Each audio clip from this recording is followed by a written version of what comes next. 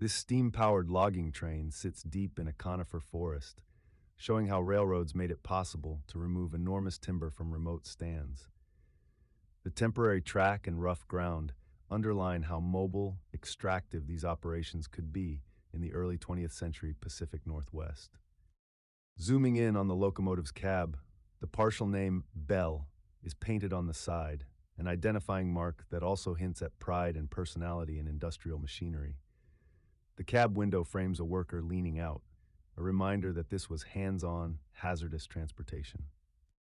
The boiler, pipes, and fittings show the working anatomy of a small steam locomotive built for industrial service rather than passenger comfort. Steam rises above the roofline, signaling heat, pressure, and constant tending to keep the train moving. The tender behind the cab is stacked with cut wood, fuel for the engine's firebox. In logging railroading, the forest itself often supplied the energy that powered its own removal. Faint lettering on the tender reads Mosher N.M., likely a company name or operator marking used for ownership and accountability. Such painted identifiers help keep equipment, contracts, and crews organized across multiple logging sites. On the flat cars, the log ends are cut clean and packed tightly, emphasizing the extraordinary diameter of old-growth timber.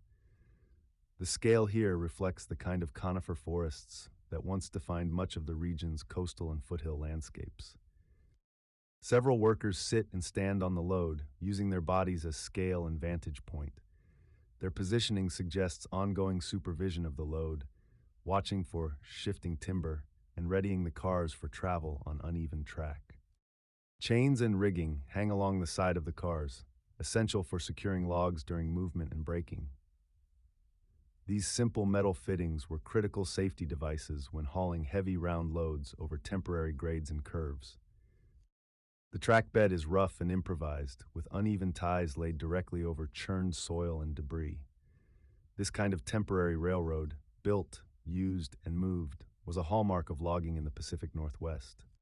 Behind the train, tall conifers rise over a disturbed forest floor, showing both the resource and the impact of extraction. The standing trees and felled trunks together capture a landscape in transition, part wilderness, part industrial worksite.